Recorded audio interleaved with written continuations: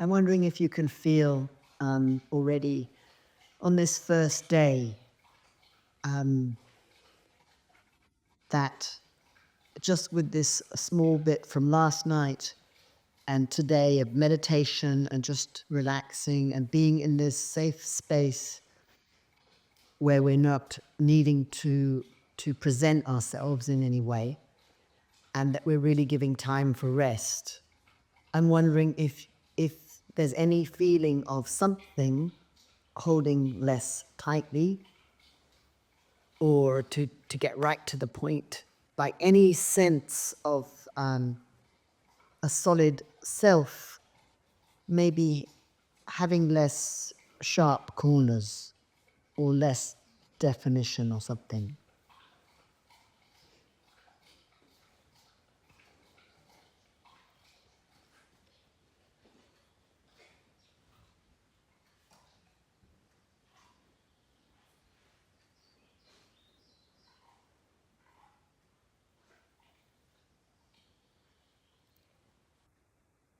So that's a question if you feel like sharing, and also just a question to sit with. It's not necessary to respond and find a response straight away. It can be something to feel into throughout this talk and tonight, tomorrow. But this is the subject I'd like to speak of, this classical Buddhist teaching of what they call anatta, non-self. And I would like to read a quote by James Baldwin, who was an American black gay rights, Black Lives Matter activist in the 50s. And I'm a bit of a fan. So there might be quite a lot of quotes from James Baldwin. And he's not from my family.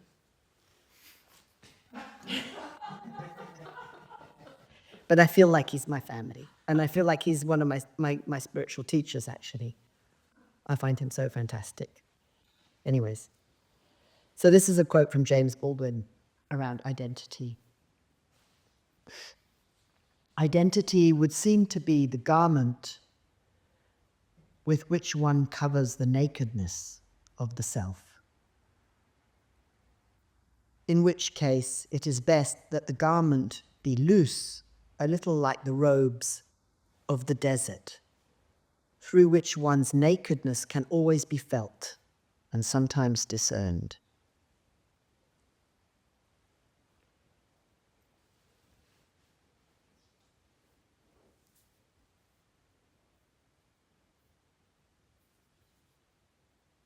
So a little bit in the way that he describes that clothing that's loose so well, so that we can always feel our nakedness. I think that brings up something I wanted to share about why there are these teachings on anatta, the teaching on non-self in the Buddhist tradition, on kind of like what the point is of that. And one thing is first to dispel any confusions, because often people pick it up, they integrate it as no self at all, as if there is no self, there is no me here, we do not exist. And then we're back to where we were with Timu's t-shirt yesterday. Did you see his t-shirt? About the Nietzsche quote that was a little bit distorted. How did it go? When I stare into the abyss gazes back at me. So when the Buddha was teaching on not self, he wasn't getting into the Nietzsche thing of we do not exist. There is no nothing here. He wasn't getting into that at all. It was more along the lines of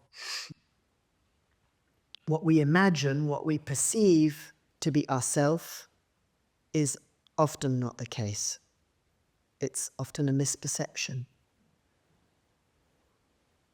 How we see ourselves, like maybe some people have a more realistic sense of who they are, but a lot of the time we're quite unrealistic about who we are. And that's kind of like the normal course of life, because we've been building this sense of self since we're a kid from our conditions, from where we come from, no? From our habitat. If we lived in the forest, in the cave with the wolf, if we were brought up by wolves, our way of relating in the world would be very different, wouldn't it? We would communicate with human beings in a very different way. It's a funny way of putting it, but it's just what comes to my mind right now.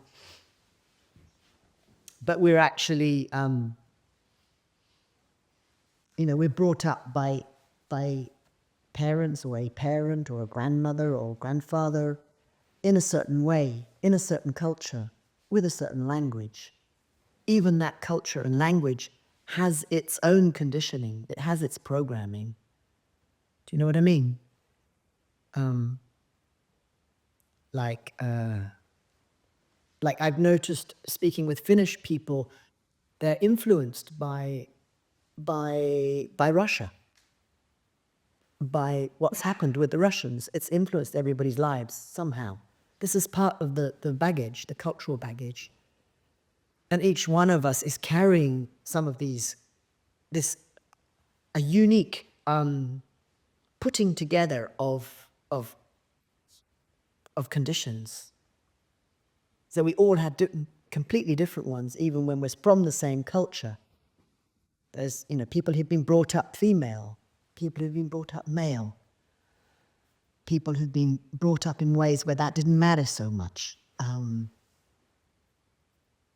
People with different kinds of educations, different kinds of religions or non-religions. All of this kind of bringing together into a package that we call me, that we call self. And yet in that package, it's almost like if we could imagine that we were in a place, imagine that there would be different spotlights shining on us, from above, from the sides, from below, from behind, and they were all different colors, just like a rock concert or something. You know what I mean? And each one of those lights shining on us would be our conditioning, would be what's been projected onto us from how we've been brought up. And that in the middle is what we're calling ourself. And yet it's just like projections onto us. It's as real as we grasp it, but it's no more real than that, than trying to grasp a light. Because they've done tests like that, with people, where they take a whole bunch of people and they ask them about their values, regarding immigration and racism and stuff. And you get people who have very, very strong kind of racist views or something. And then they do a blood test and they find out that actually they had a lot of different blood in their family, and their idea of themselves is completely, it's gone, It's illusory, all of this. And so it depends how much we pick up the different lights that have been shone on us, how much we integrate those as real. And then, and take that intersection where all those lights are shining onto and run with it. And grasp it. And as they say in classical Buddhism, cling to it. Cling to our conditions. Cling to our programming. And much of the work in a lot of different spiritual traditions is noticing and becoming aware of these different lights shining on us, that have been shone on us, and how we've integrated them, and then have certain habits and behaviors that come from having integrated these different lights shining on us. And to see through that so that we're not necessarily just functioning from that place. And yet, as we know, stepping out of the kind of classical Buddhist way of seeing things, like as most psychologists are working with people's sense of self that can be often more vulnerable. And the need, like when we're a kid, to create a sense of self that is wholesome, that feels healthy, that feels strong, that feels like it has the right to be here.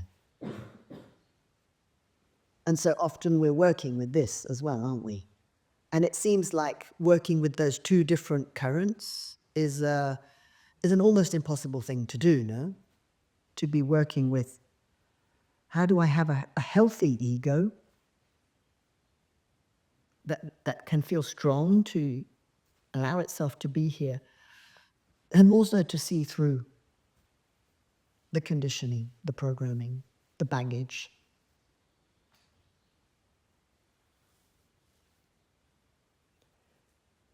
Knowing that another very classical Buddhist teaching is on is the Buddha saying we are neither equal to others, nor inferior, nor superior. And when he was teaching this, he was meaning, like underneath that, he was meaning that we don't need to constantly bother ourselves with putting ourselves in comparison to others. That you could be a very loud,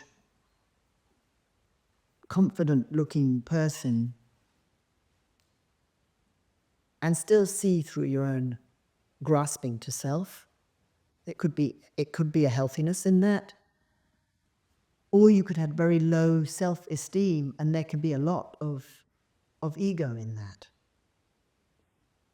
In the low self-esteem, there can be as much of the me, and grasping to that sense of self as solid.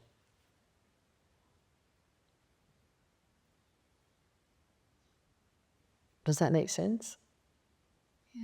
Yeah? So often, especially I think in Western society, that is now Western society is kind of spreading all over the world. So it's probably in other societies too that there's this same problem of a lot of low self-esteem. And so when we get the spiritual teachings and they say there is no self, it's difficult. It's a difficult thing to bring together. How do we work on these different parts? And I for some, maybe nearly 20 years now, this has been cooking with me. How do we do this, And honestly, I think that we probably need to work on it all at the same time, We can't wait until we're a perfectly healthy, psychological, trauma-healed person before we begin to work on seeing through our conditioning. We actually need to work on these together. As messy and clumsy and difficult as that might be, it might be more helpful to do it conjointly. But sometimes to know that there is some difference there,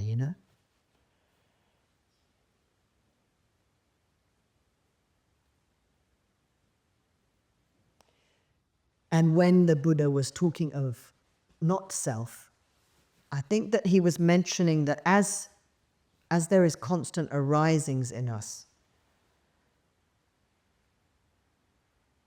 to be able to notice in those arising, that's not self. Oh, that's not self. As we grasp, normally as we grasp and cling to anything in suffering, there's a solid sense of self that arises with that. And to be able to notice, that's not, there's not an inherent solid me in that.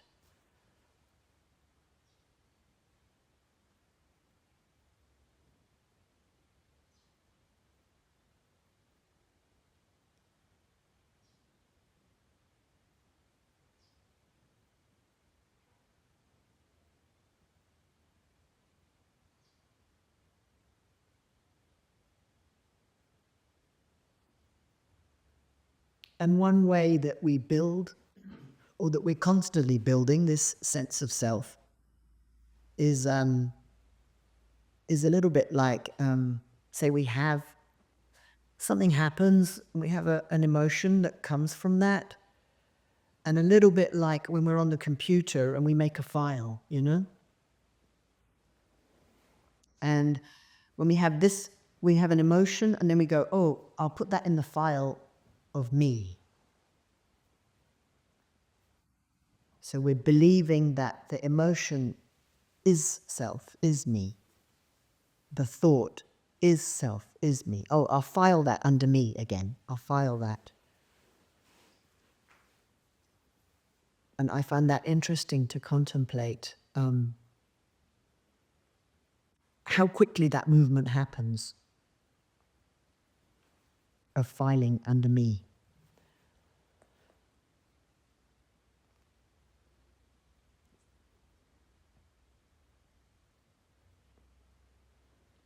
And there can be a feeling into that movement happening. So we don't have to file it and zip it up in a special code and lock it away in an absolute kind of way.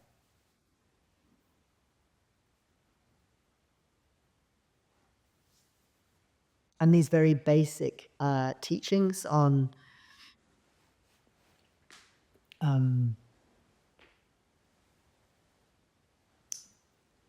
in the seeing is just the seen. In the hearing is just the heard.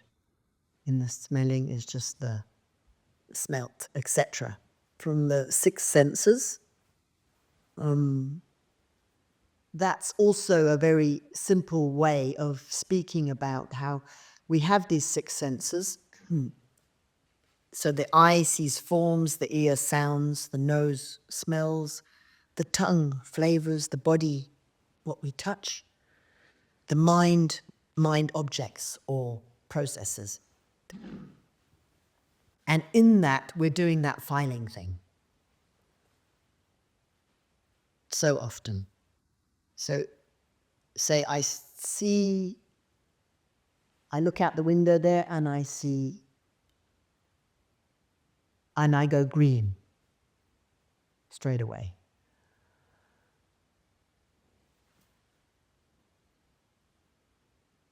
Or trees, or so directly in the contact with the senses, I'm making a concept. And that's just part of our human experience, that we're doing that because we have the capacity to cognize, to make concepts. But when we're building what's coming in from the six senses, when we're building that into a sense of solid self, is normally when the cycle of suffering begins. And so to have a little bit of awareness of actually, as a human being, we're going through life with our six senses. There's no problem with that. It's just sentient being stuff. It's human stuff, you know. And though that's what's coming in. Those are the imprints that's coming into our system all the time, is from the six senses. And then how, from those six senses, are we having that motor that starts of, there's contact, there's concept, there's feeling that comes from that, there's craving, grasping, holding on to, often suffering. That's the very classical cycle, in Buddhism of seeing it. And so a beginning can be to just, to take some time with that, to slow it down, that process. And that's why, like being on retreat, when we're walking slowly from here to the house, or in the walking meditation, or even just sitting, lying down meditation, there's a bit more time to feel that process happening. But not to put a bad vibe on it, not to get rid of our senses. We can't do that, we are sense people. So we don't want to throw that away. It's not possible anyways. But to slow the process down, to be a bit aware of what's coming in through the senses. So sometimes the monks say, they call it like to guard the sense doors. And I find that a little, it sounds a bit too much. It sounds like closing a door, to the senses. Closing the door to beauty, to taste, to smell, to all of that. And I don't think we necessarily need to shut those doors. But we can be aware of what's happening in that relationship of smelling and then the concept that comes, behind that. And maybe the pushing away. Oh, don't like that smell. Go away, Get away from me, that smell. Me, don't like. All of that system that gets going.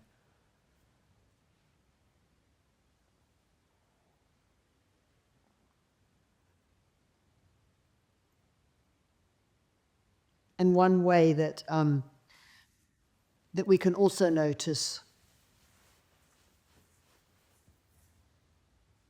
this turning our experience into creating self all the time, a sense of self, is that often we can, if we're listening, we can hear ourselves like writing a script. And it's whenever we hear that script of, I am, no, fill in the dots, I am, whatever stories and narratives we have about ourselves. Whenever we hear ourselves, feel ourselves writing that script, one way that I find helpful is just to say to myself, script writing, script writing, script writing. And then I realize that I'm writing a story about myself, about who I am. And that is normally a misperception of some sort.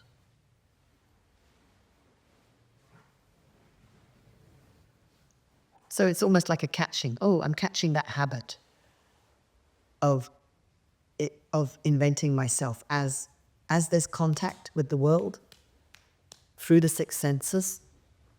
There's script writing that comes as a habit. So recognizing that. Recognizing the habits that come quickly from whatever conditioning we've had.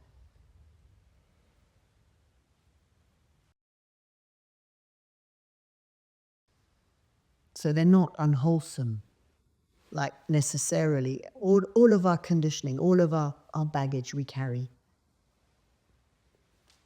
It doesn't mean that's unhealthy or unwholesome, just because we recognize that it's conditioning. But it's important to know it, to know that it is conditioning.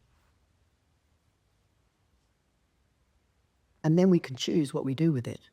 And we can choose to act from there or not. To act from that place of conditioning, knowing, oh, this is conditioning. So say there's something in the way that you've been brought up that was actually really helpful,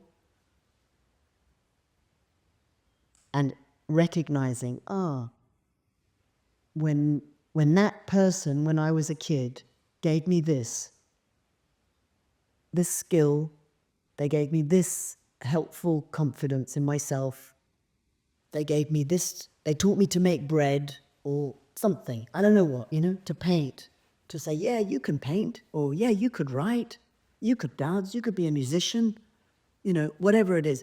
You're good at talking to people, whatever it was, we can recognize the wholesome in that and choose, that baggage is helpful, I'll take that.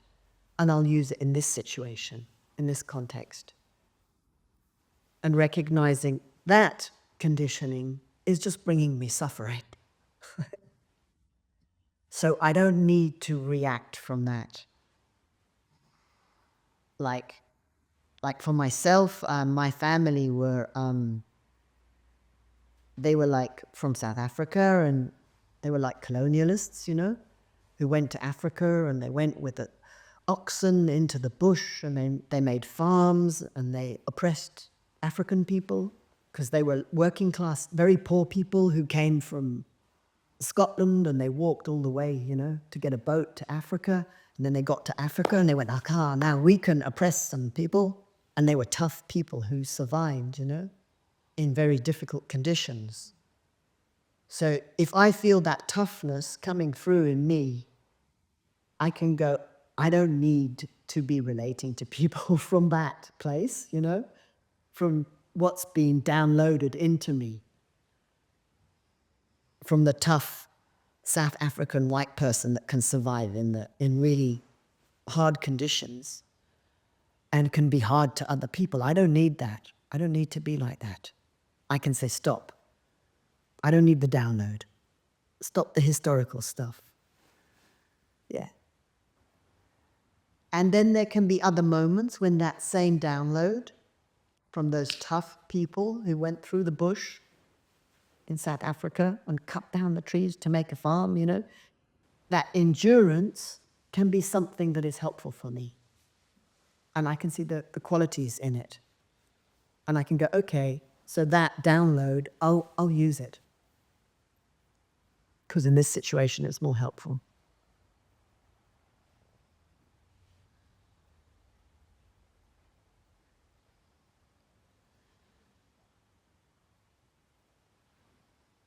So most of the time, a lot of our conditioning, we don't need to go on a crusade against it to get rid of it. It's part of our reality, is our conditioned and the unconditioned as well, which is more difficult to describe. But we don't need to go to war on it, but to know it and to know how our mechanisms, our habits of how we are functioning in the world from that is really helpful.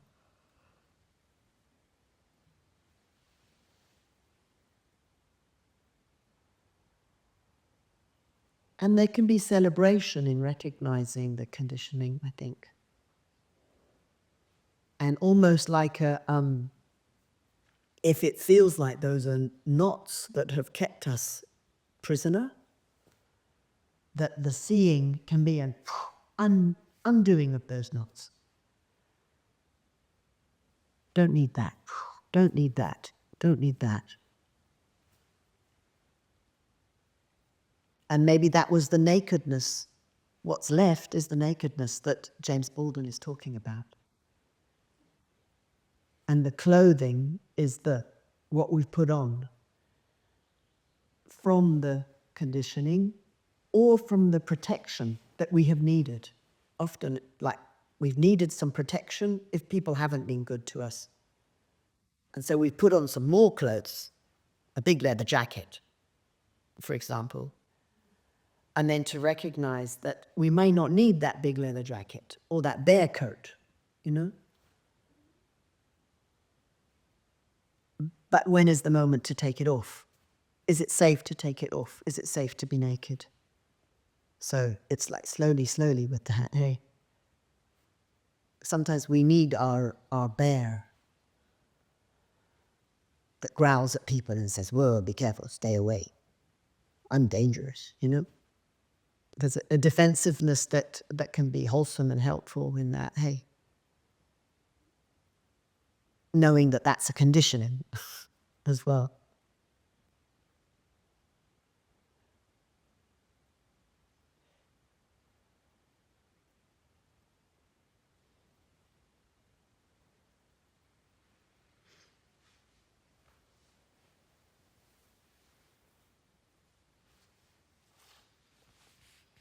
So we do need a functional sense of self to get through life. We need, you know, we have a name.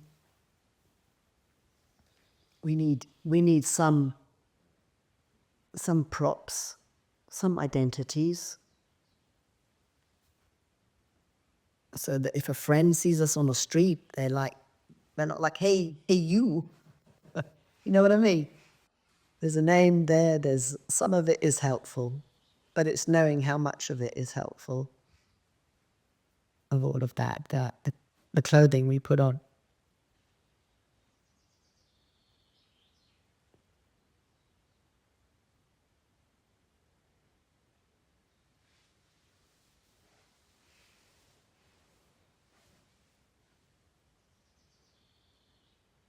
And I've been reading some essays from Audre Lorde, who was a writer in the 70s, a feminist, a black feminist. And she speaks a lot of waking up to the eros of life. So the erotic not just as sexual practice, but the eros of life, the sensuousness of life, the being close, as we were doing that meditation this morning, of being just so close to just the movement of the breath in the body and the effects of that. That can be a way of touching into the eros of life.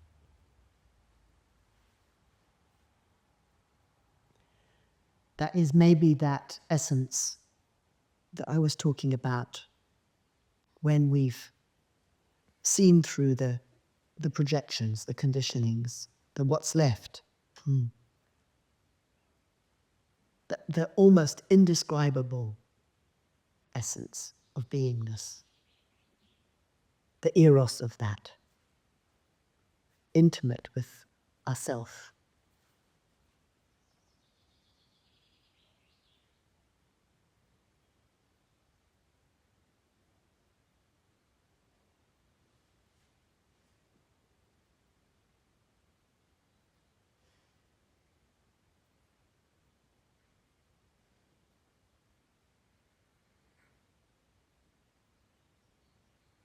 So we can be like truly here embodied, present in our sensuous experience, and yet not be pulled into the storylines as absolutes, as the only reality.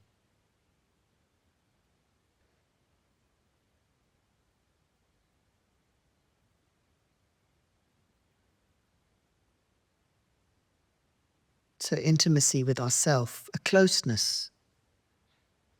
So our programming's not our essence.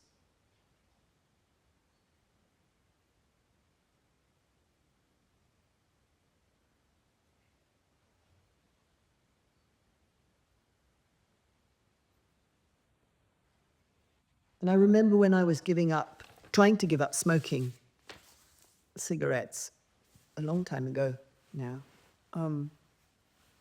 I'd just begun learning a lot about Tibetan Buddhism and the Vajrayana path. I don't know if many of you have heard much of this, where you're working a lot of the time through the misperceptions or self views of yourself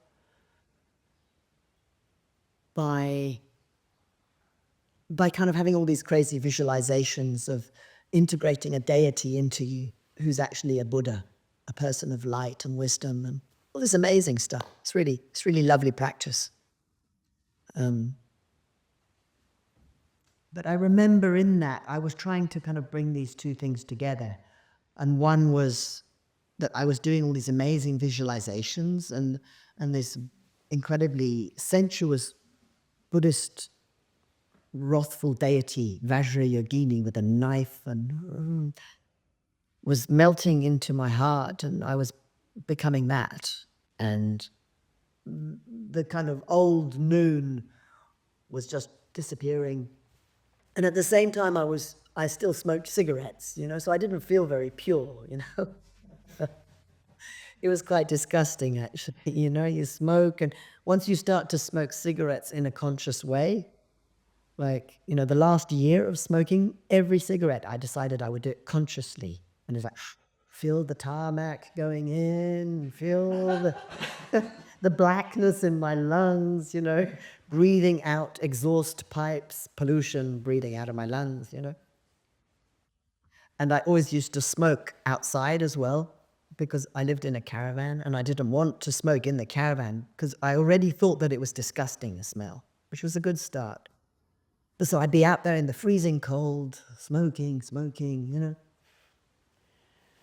And then I was doing all these incredible Buddhist practices. So it was like these two different worlds. And but there was a moment when it came together, and that was in the perception I had of myself was that I was addicted and I couldn't stop smoking, that I would suffer if I tried to stop. And then I did some more digging into that, and it was like, what happened when I did try to give up smoking was that I got overwhelmed by emotions, because I'd never learnt to face and embrace strong emotions. And so I would stop for a bit, I'd stop smoking, and then something would happen in my life. Something strong would happen, and I would be like, okay, now I need a cigarette. Because, I couldn't deal with strong emotions. And so I had this belief of myself, a very, very strong belief, a very strong identity that was hidden under some layers of tarmac and nicotine and stuff, that I was a person who couldn't give up, that I was an addicted person, that I couldn't deal with my emotions, etc., etc., etc. And the seeing of that identity and recognizing it as a belief that I constantly kept on confirming, and that I didn't need to continue to confirm that identity, was the beginning of the loosening of those knots, of the slipping away from being that prisoner of that belief of who I was, and recognizing that that once I decided that I wanted to actually get to know my emotions and to meet them, and that I wasn't going to die from actually feeling emotions, I was more likely to die of cancer, lung cancer, than feeling my emotions, even though it happens in the same place. I tell you, I stopped smoking one day to the next. That was it. And I didn't suffer, even though I tried to stop smoking lots of times through willpower, through strength, through everything, hypnosis, all sorts of things, patches, the seeing through the identity, the misperception of that, instead of actually, no, I'm something else.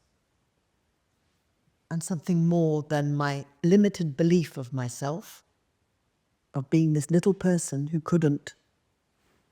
didn't have any strength and didn't have, whatever. Seeing beyond that to just being tapping into that light of these Buddhas that I was integrating into my system. Just the feeling of light, the feeling of softness. And that every time that self-perception came back, that self-view, going, I don't believe you anymore. I see you, and I don't believe you. It was so easy to give up. And then 2 weeks later, I gave up drinking alcohol, and that was no problem either. It was really easy.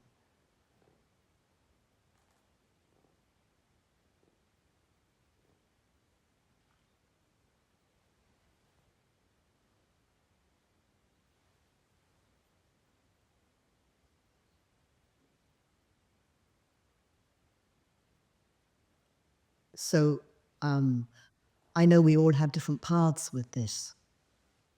And we'll all have different ways of going about this question of seeing our conditioning and how we loosen and the time it takes. I'm just telling that story because it's a really concrete example of seeing through a sense of self that I believed was so solid. I believed it was inherent, it was real, and yet it wasn't real. My view of myself was not real. It's not true. So I offer this to you, hoping that it's helpful. And if it feels really not helpful, just let it go. That's fine. Thank you very much.